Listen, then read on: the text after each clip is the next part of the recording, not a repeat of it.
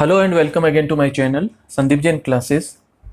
आज हम class 12th English compulsory की सेकंड टेक्स्ट बुक पेनोरमा के second chapter the portrait of a lady इसकी स्टडी करेंगे। इसके कुछ इंपॉर्टेंट क्वेश्चन आंसर्स डील करेंगे और साथ ही साथ इस पूरे चैप्टर को हम हिंदी में ट्रांसलेट करेंगे। तो सबसे पहले about the story. In the story the portrait of a lady, Khushwant Singh presents a portrait of his grand mother.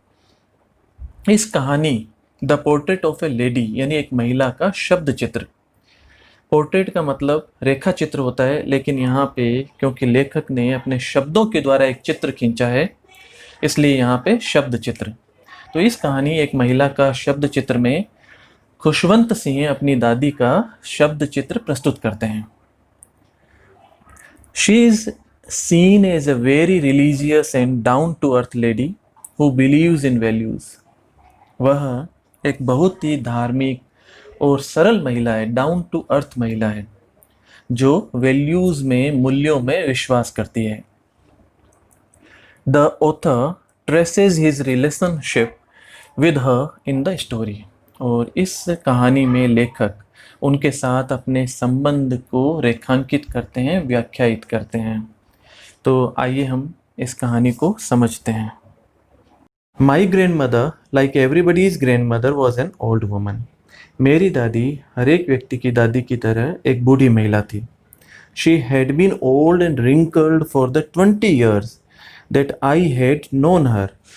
वह पिछले 20 वर्षों से, जब से मैं उन्हें जानता था, वो इसी प्रकार बूढ़ी और झुर्रीदार चेहरे वाली महिला थी। People said that she had once been young and pretty and had even had a husband.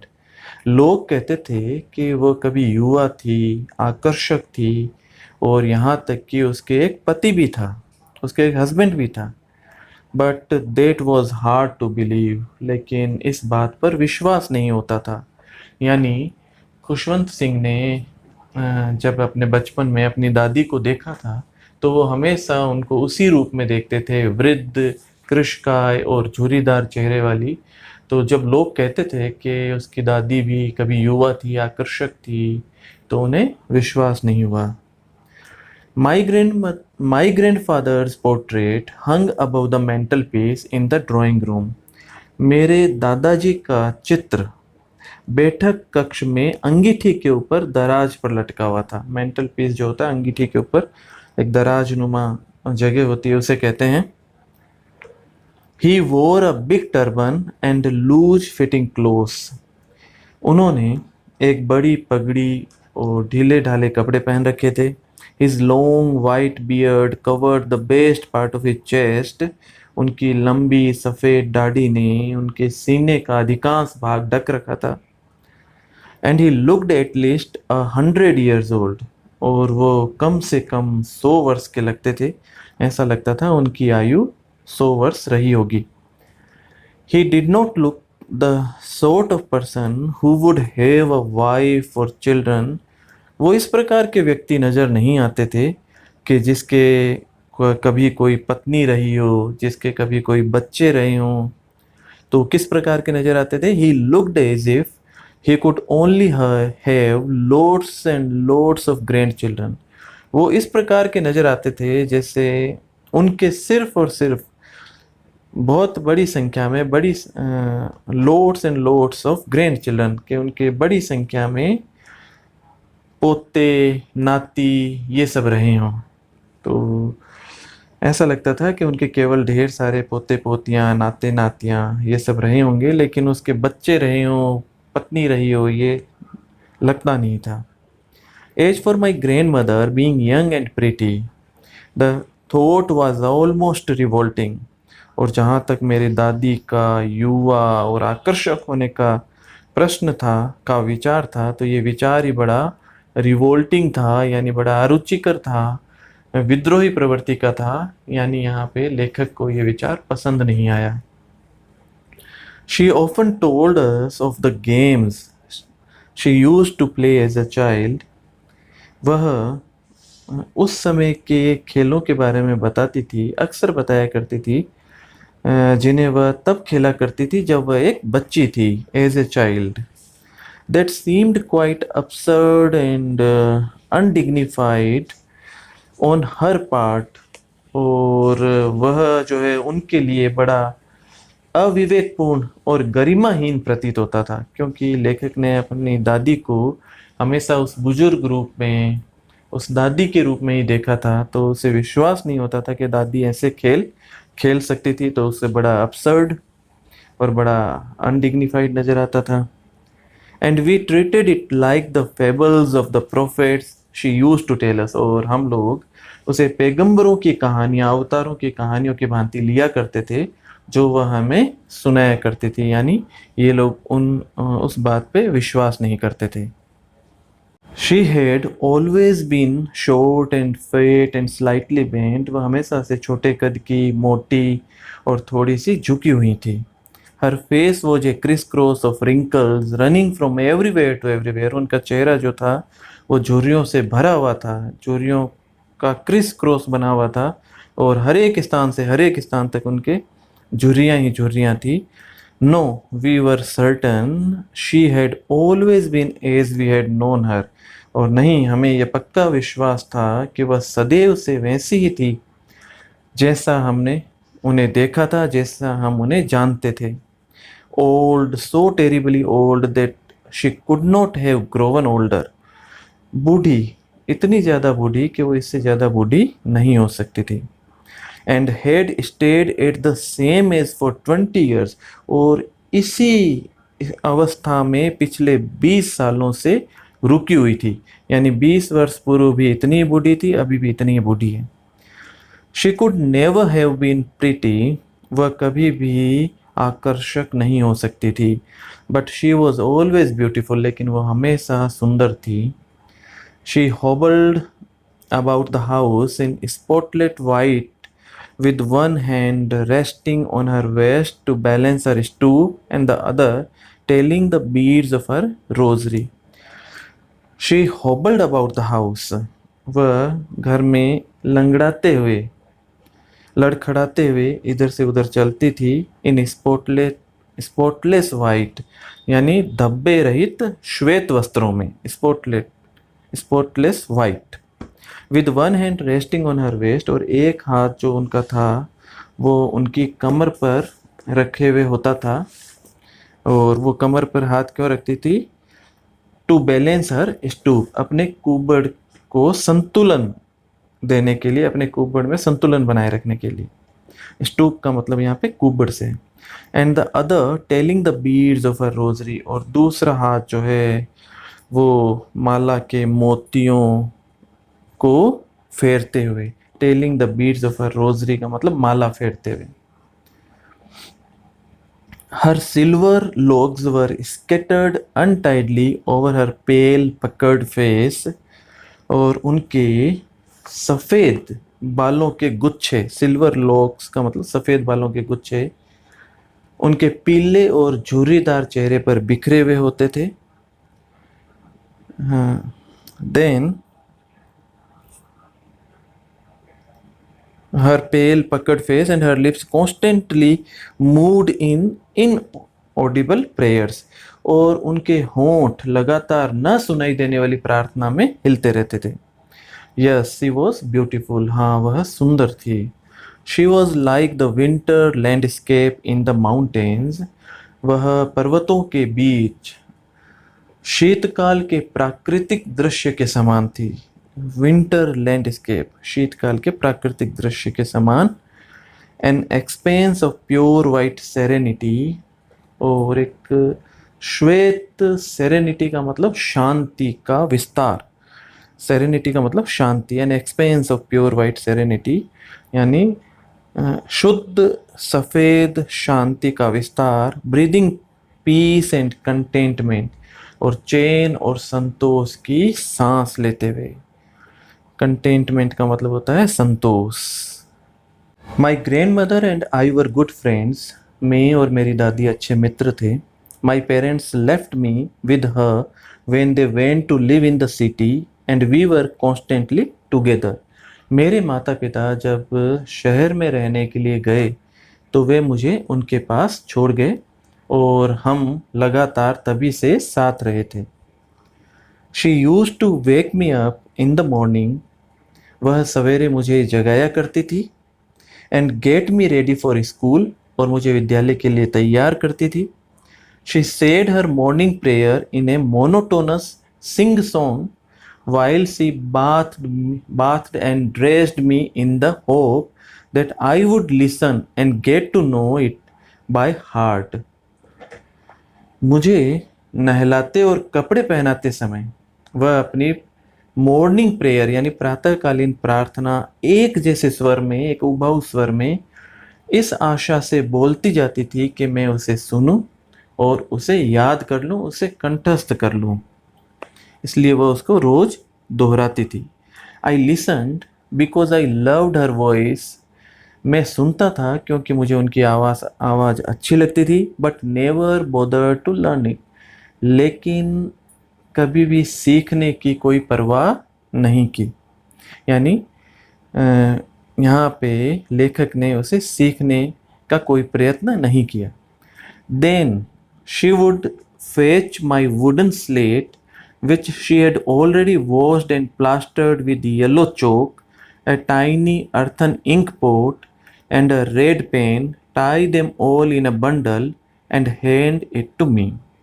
इसके पश्चात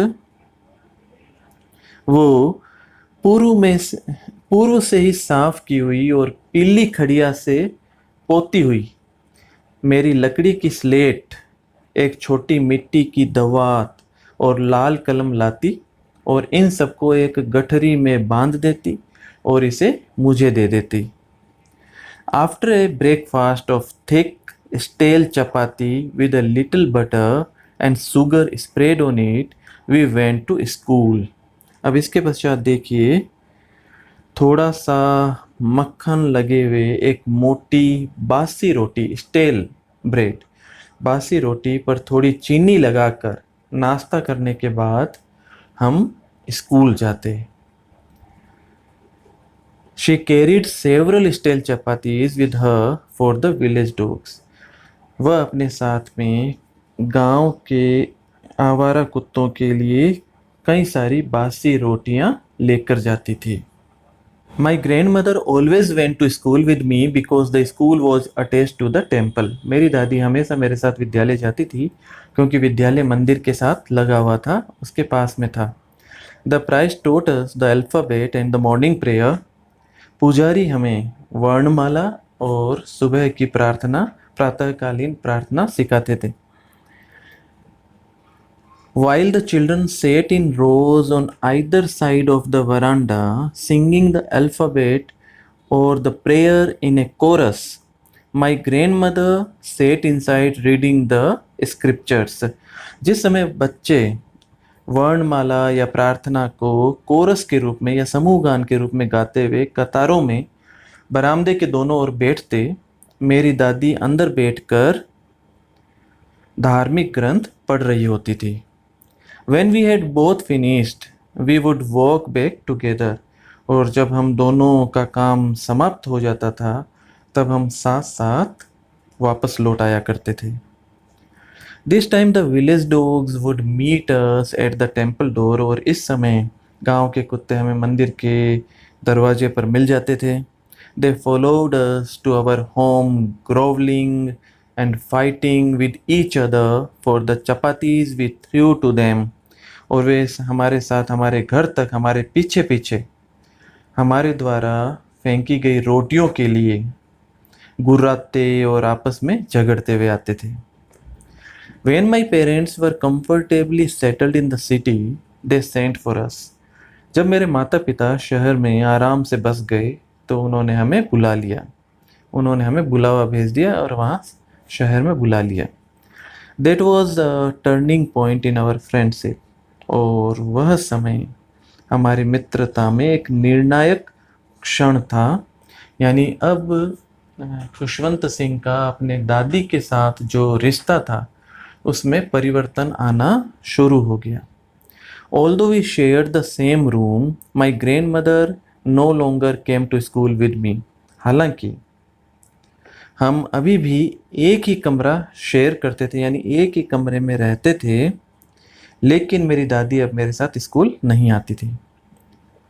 क्यों नहीं आती थी? I used to go to an English school in a motor bus, क्योंकि मैं एक इंग्लिश स्कूल में एक मोटर बस से जाया करता था। There were no dogs in the streets, और गलियों में कोई कुत्ते नहीं थे। And she took to feeding sparrows in the courtyard of our city house. और दादी ने फिर एक यहाँ पे नई हॉबी विकसित की, और इनके शहरी घर के आंगन में चिड़ियों को, गोरैयों को खाना खिलाना शुरू कर दिया। वो उनको खाना खिलाया करती थी। As the years rolled by, we saw less of each other. जैसे जैसे वर्ष बीतते गए और हम एक दूसरे से, हमारा मिलना जुलना कम होता चला गया। For some time, she continued to wake me up and get me ready for school. कुछ समय तक तो दादी मुझे जगाना, स्कूल के लिए तैयार करना, ये सब कार्य जारी रखा उन्होंने। When I came back, she would ask me what the teacher had taught me. और जब मैं स्कूल से वापस घर आता तो वह मुझसे पूछती कि टीचर ने मुझे क्या पढ़ाया था, अध्यापक ने मुझे क्या सिखाया था। I would tell her English words and little things of Western science and learning, the law of gravity, Archimedes principle, the world being round, etc. और मैं उन्हें अंग्रेजी के कुछ शब्द बताया करता, पश्चिमी ज्ञान विज्ञान, गुरुत्वाकर्षण के नियम, आर्किमिडीज के सिद्धांत, दुनिया के गोल होने इत्यादि के बारे में, और छोटी छोटी बातें उनको बताता था। दिस मेड हर अनहैप्पी, और इससे वह अनहैप्पी यानी नाखुश हो जाती थी, दुखी हो जाती थी। She could not help me with my lessons. एक कारण तो ये था कि वह मेरे लेसन्स में अब मेरी मदद नहीं कर पाती थी। She did not believe in the things they taught at the English school, और दूसरा कारण ये था कि अंग्रेजी स्कूल में सिखाई जाने वाली बातों में उसका कोई विश्वास नहीं था। And was distressed, और वो दुखी थी, that there was no teaching about God and the scriptures, के वहाँ पे ईश्वर के बारे में, धर्म ग्रंथों के बारे में कुछ भी नहीं सिखाया जाता, कुछ भी नहीं पढ़ाया जाता था। वन डे, एक दिन, आई अनाउंस्ड, मैंने घोषणा की, that we were being given music lessons, तो हमें अब संगीत के पाठ पढ़ाए जा रहे हैं। ये मैंने अपने दादी के सामने घोषणा की, उन्हें बताया कि हमें संगीत सिखाया जा रहा था। शी वॉज वेरी डिस्टर्ब्ड, और इस बात को सुनकर वो बहुत ज़्यादा दुखी हो गई। क्यों परेशान हो गई, दुखी हो गई? To her music had lewd association, क्योंकि उनके लिए संगीत का संबंध कामुकता से था। Lewd association, it was the monopoly of harlots and beggars, और इस पर यानी संगीत पर वो मानती थी कि वेश्याओं यानी हार्लोट्स और बेगर्स यानी भिखारियों का, इनका एकाधिकार था, मोनोपली थी। वो मानती थी कि ये वेश्याओं का और भिखारियों का काम था। And not meant for gentle folk, और ये भद्र लोगों की, भद्र पुरुषों की चीज़ नहीं थी। शी सेड नथिंग, उन्होंने कुछ नहीं कहा उस समय तो, but her silence meant disapproval, लेकिन उनका चुप हो जाना, उनकी चुप्पी का मतलब था अस्वीकृति। She rarely talk to me after that, और इसके बाद उन्होंने मुझसे बहुत कम बात की, शायद ही कभी कोई बात की। आगे देखिए, when I went to university, जब मैं विश्वविद्यालय में, यूनिवर्सिटी में जाने लगा, I was given a room of my own, मुझे मेरे स्वयं का कमरा मिल गया, मुझे एक अपना अलग कमरा दिया गया। The common link of friendship was snapped, अब जो मित्रता का एक साझा जो संबंध था लेखक के बीच में और उसकी दादी के बीच में, वो भी यहाँ पे स्नैप्ड हो गया, टूट गया। My grand mother accepted her seclusion with resignation, मेरी दादी ने अपने सेक्लूजन को यानी एकांत को रेजिग्नेशन के साथ में या धैर्यपूर्ण सहमति के साथ में स्वीकार कर लिया। She rarely left her spinning wheel to talk to anyone, अब बड़ी मुश्किल से, शायद ही कभी अपने चरखे को छोड़कर किसी से बात करती थी, यानी वो अपना चरखा चलाती रहती थी। From sunrise to sunset she sat by her wheel spinning and reciting prayers. सूर्योदय से लेके और सूर्यास्त तक वह प्रार्थना करते हुए और चरखा काटती रहती थी, स्पिनिंग व्हील जो थी उसको घुमाती रहती थी।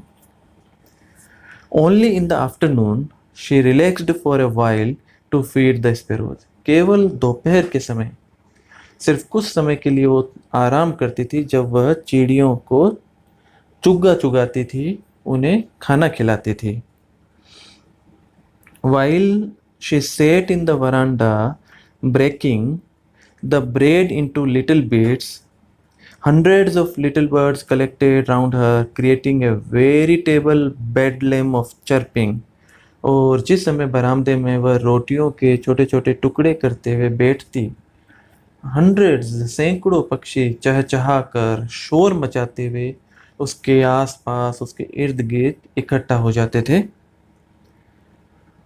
Some came and perched on her legs, कुछ आते और उनकी टांगों पर बैठ जाते, others on her shoulders, कुछ उनके कंधों पर बैठ जाते थे।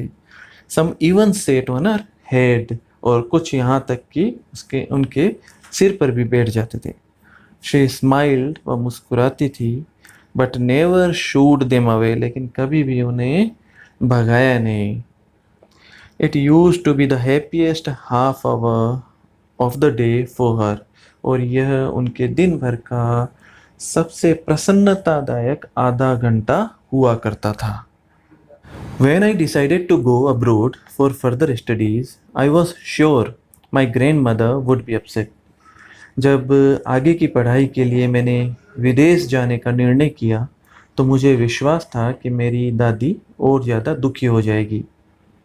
I would be away for 5 years, क्योंकि मैं 5 वर्षों के लिए दूर जा रहा था। And at her age one could never tell, और उनकी इस उम्र के हिसाब से कुछ भी कहा नहीं जा सकता था, अर्थात यह नहीं पता था कि वो कितने दिन जीवित रहेगी। But my grand mother could, लेकिन ऐसा लगता था कि मेरी दादी जानती थी, कह सकती थी। She was not even sentimental, वह यहाँ तक कि सेंटिमेंटल भी नहीं हुई, भावुक तक नहीं हुई। She came to leave me at the railway station, वह रेलवे स्टेशन तक मुझे छोड़ने आई। But did not talk or show any emotion, लेकिन ना तो मुझसे बात की, ना किसी तरह की भावनाएं प्रकट की। हर लिप्स मूव्ड इन प्रेयर, और उनके होंठ जो है वो प्रार्थना में हिल रहे थे। Her mind was lost in prayer, और उनका मन, दिमाग जो है वो भी प्रार्थना में गुम था। हर fingers were busy telling the beads of her rosary, उनकी अंगुलियां माला के मोती फिराने में व्यस्त थे, और वह अपनी अंगुलियों से माला जपने में व्यस्त थी। Silently she kissed my forehead, और चुपचाप उन्होंने मेरे माथे को चूमा। And when I left I cherished the moist imprint as perhaps the last sign of physical contact between us, और जब मैं वहाँ से रवाना हो गया, मैंने वहाँ से प्रस्थान किया, तो मैंने उस नम निशान को याद के रूप में संजोए रखा कि शायद ये हमारे बीच में अंतिम निशानी हो, इस रूप में इसको याद रखा। But that was not so, लेकिन ऐसा नहीं था। After 5 years I came back home and was met by her at the station. 5 साल बाद मैं वापस घर लौटा और वह मुझे स्टेशन पर मिली। She did not look a day older, वह एक दिन भी ज़्यादा बूढ़ी नहीं दिखाई दे रही थी। She still had no time for words, और अभी भी उनके पास में शब्दों के लिए कोई समय नहीं था। And while she clasped me in her arms, I could hear her reciting prayers, और जब उसने बड़ी मजबूती से अपनी बाहों में मुझे पकड़ा, तो मैं अभी भी सुन सकता था कि उस समय प्रार्थना कर रही थी। उनकी प्रार्थना जो थी वो अभी भी जारी थी, reciting prayers. Even on the first day of my arrival, her happiest moments were with her sparrows, whom she fed longer and with frivolous rebukes. और मेरे आगमन के प्रथम दिन भी उनका सर्वाधिक प्रसन्नता का जो क्षण था वो उन्हीं चिड़ियाओं के साथ था जिन्हें उन्होंने अब पहले से ज़्यादा समय तक और बीच बीच में फ्रीवलस रिब्यूक्स यानी तुच्छ झिड़कियाँ या मीठी झिड़कियों के साथ में उनको वो खाना खिलाती थी। वो उनका सबसे प्रसन्नतादायक क्षण रहा करता था। इन द इवनिंग यानी सायकाल में अ चेंज केम ओवर हर, उनमें एक परिवर्तन आया। सायकाल के समय उनमें एक परिवर्तन आया। सी डिड नॉट प्रे, उस समय उस दिन उस शाम उन्होंने प्रार्थना नहीं की। She collected the woman of the neighbourhood, उन्होंने आस पड़ोस की औरतों को इकट्ठा किया। गोट एन ओल्ड ड्रम, एक पुराना ढोल कहीं से प्राप्त किया। एंड स्टार्टेड टू सिंग, और गायन शुरू कर दिया, भजन गाने शुरू कर दिए। For several hours he thumped the sagging skins of the dilapidated drums and sang of the homecoming of warriors। कई घंटों तक वह उस टूटे फूटे ढोल जिसका चमड़ा जो था वो लटक रहा था उस पर थाप देती रही, बजाती रही, और जैसे युद्ध करके योद्धा घर वापस आते हैं, योद्धाओं के घर वापसी के उन्होंने गीत गाए, वो उसमें बिजी रही। We had to persuade her to stop to avoid overstraining, और हमें उन्हें समझाना पड़ा कि बहुत ज़्यादा थकान हो जाएगी, उससे बचने के लिए थोड़ा सा ध्यानपूर्वक ये कार्य करें। हमें समझाना पड़ा कि ओवर स्ट्रेनिंग, अत्यधिक थकान न हो जाए। That was the first time since I had known her that she did not pray, और यह पहली बार था कि जब से मैं उन्हें जानता था कि उन्होंने प्रार्थना नहीं की। Next morning she was taken ill, अगली सुबह वह बीमार हो गई। It was a mild fever and the doctor told us that it would go, ये एक हल्का सा बुखार था और डॉक्टरों ने हमें कहा था कि यह चला जाएगा। But my grand mother thought differently, लेकिन हमारी दादी अलग प्रकार से सोचती थी। She told us that her end was near, उन्होंने हमें बताया कि उनका अंत करीब था, वह अब जाने वाली थी।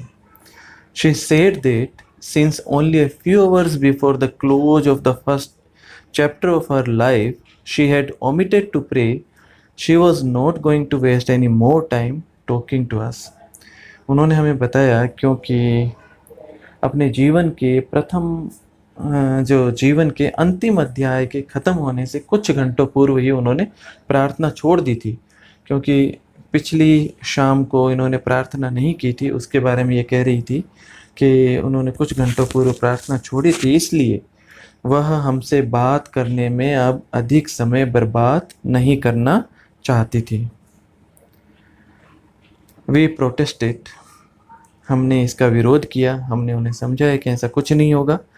But she ignored our protest, लेकिन उन्होंने हमारे विरोध को इग्नोर कर दिया, नकार दिया। शी ले peacefully in bed praying and telling her beads, वह शांति से प्रार्थना करती हुई और माला जपती हुई बिस्तर में लेटी रही।